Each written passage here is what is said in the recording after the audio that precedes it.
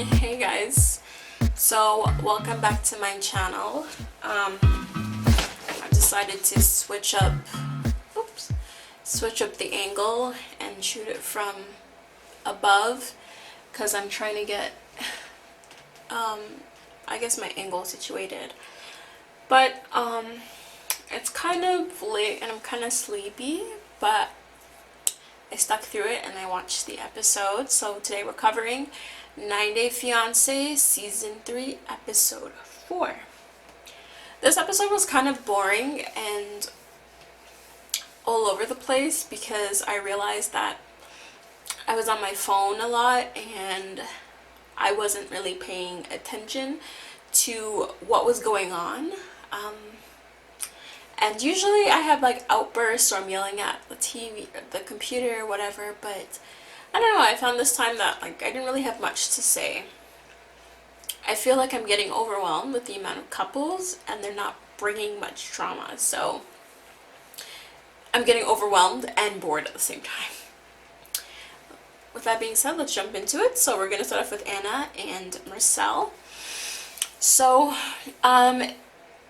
Marcel doesn't like America. He doesn't want to be here. He preferred to be in Turkey. And the only thing he likes about America is Anna and the bees. Otherwise than that, he could kind of do without America as a whole. I don't understand how they could be in love and happy when they cannot communicate and they cannot talk, voice their opinions and feelings without using a translator app. To me, that's really sad, and that's not the foundation of a strong relationship.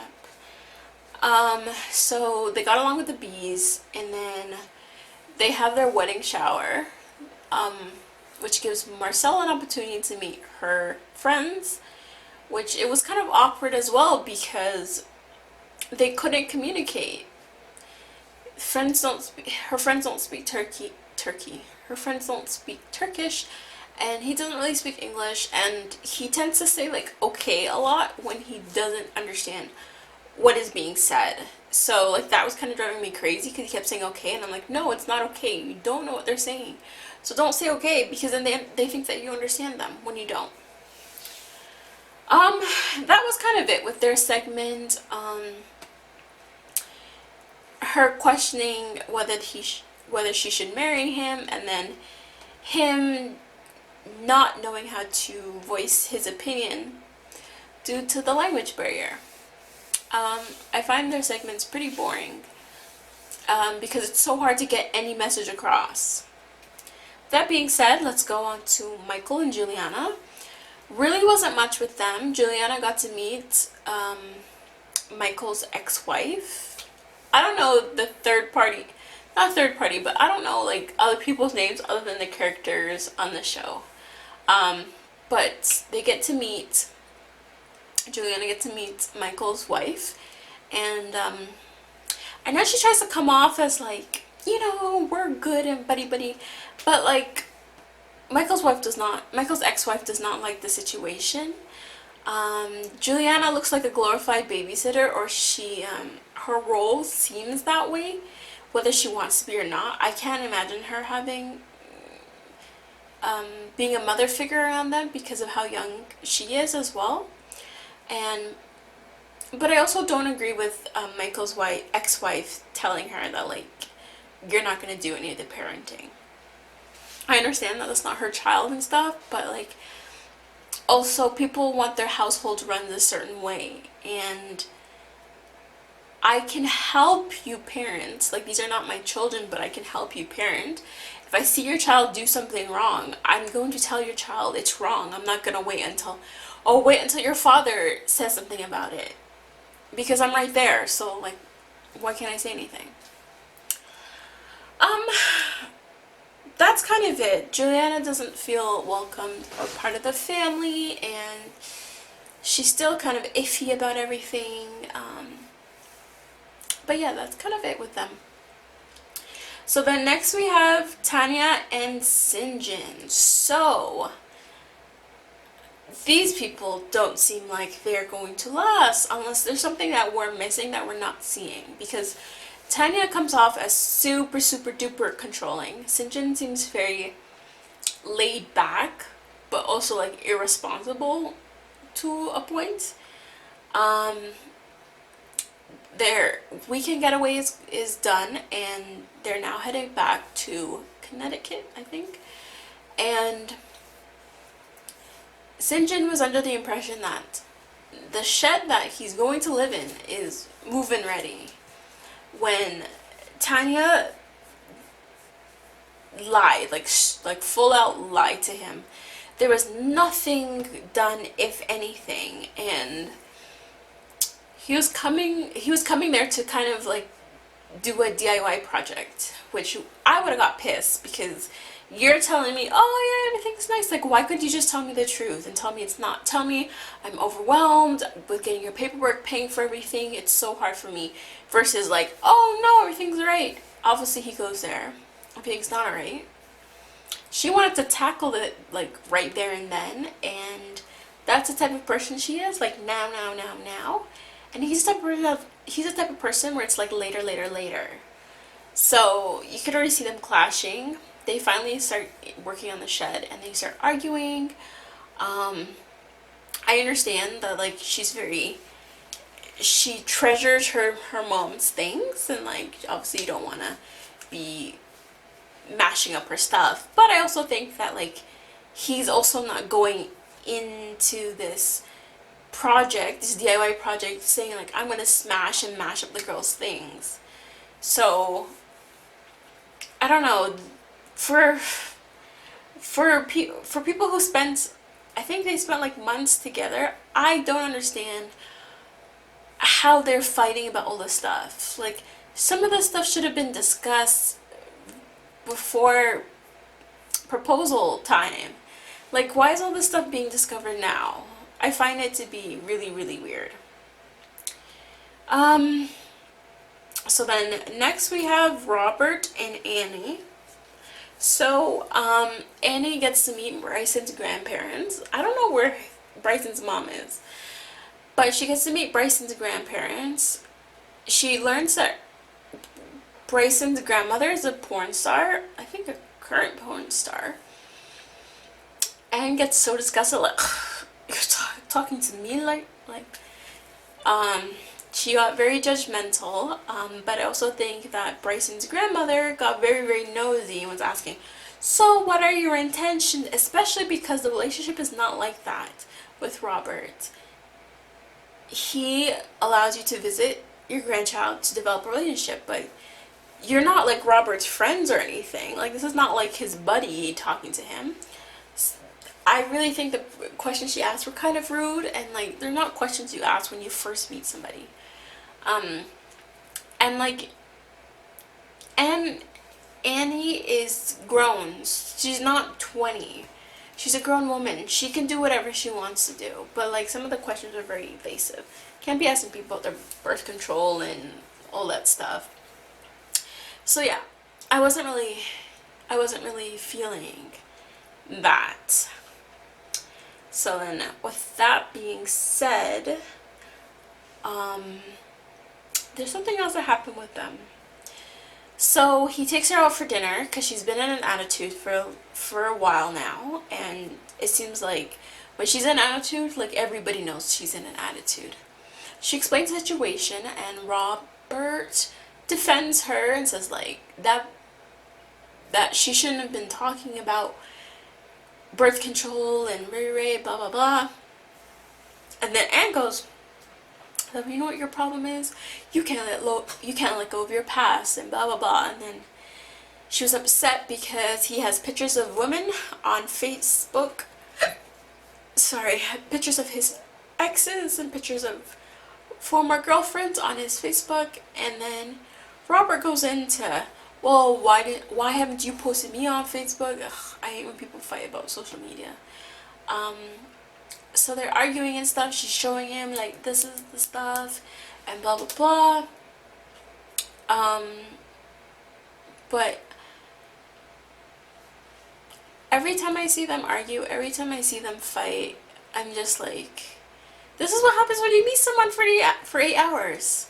We also find out that, I think she said 15 days, I want to say, before her interview, she found out that he has 5 children and not 3. That's a big deal. That's a deal breaker in some relationships. You 2 other kids, you forgot about them. So you get to learn that Robert has 5 kids by 4 women. But I do think, based on next week's preview, that he's looking for I don't want to say a housewife, a babysitter. I don't know, some kind of mommy figure for Bryson. Because how quick can you fall in love with someone after 8 hours? Even if you have lust for them. 8 hours is great, and then you leave them alone.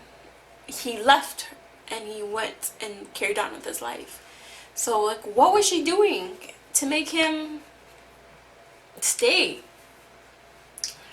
Anyways, next we have Mike and Natalie. So there really wasn't much. Natalie really, really wants a kid because of, she realizes she's getting up there in age.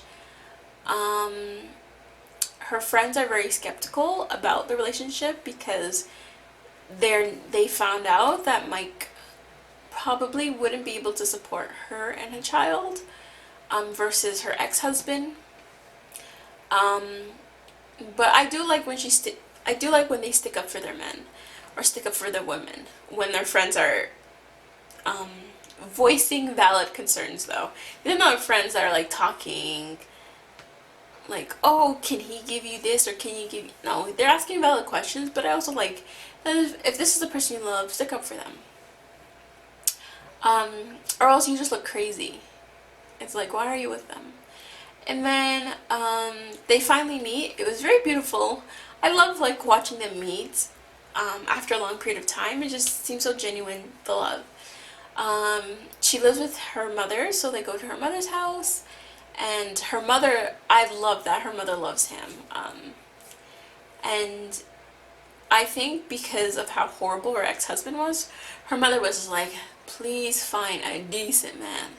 And Mike was it. So yeah, that's kind of all with them. And then last but not least, we have a new couple. Like, if that's what we need, because we have 7 couples in total, according to my phone. So we have Blake, 29, from LA, and Jasmine, I don't remember her age, from Finland.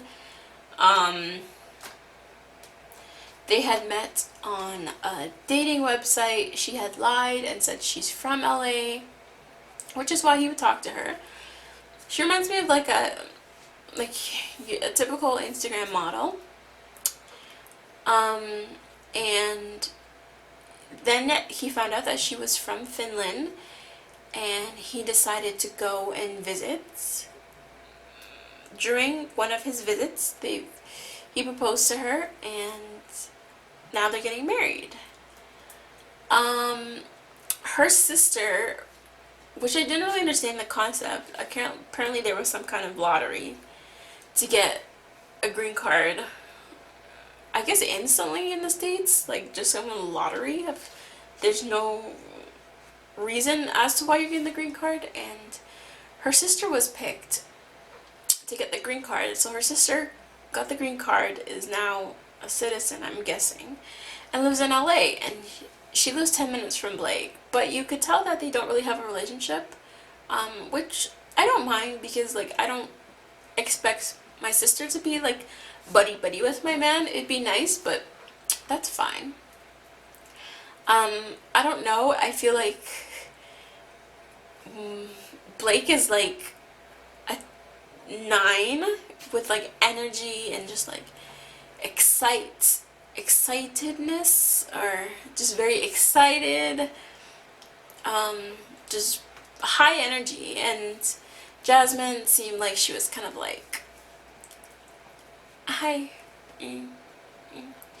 I don't know, she didn't seem like she was all there. I don't know if it's like if it's her culture that she's a bit more reserved, but she did not seem that excited to see him. He rents them Airbnb for a couple of days. So he's expecting, like, I'm gonna get laid, like, ha ha ha.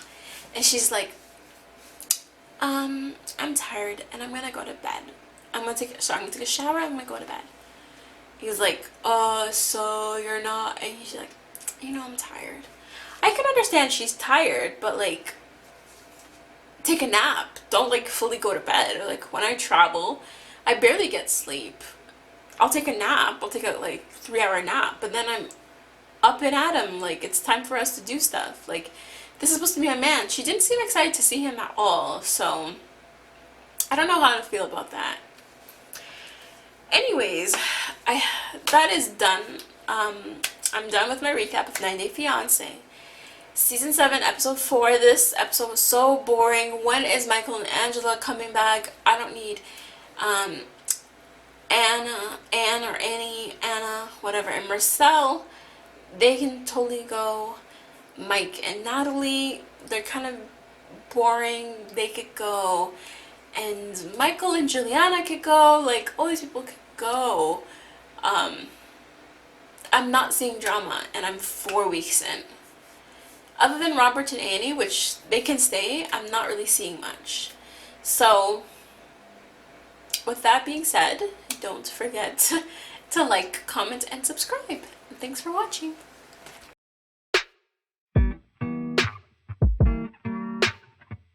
Yeah.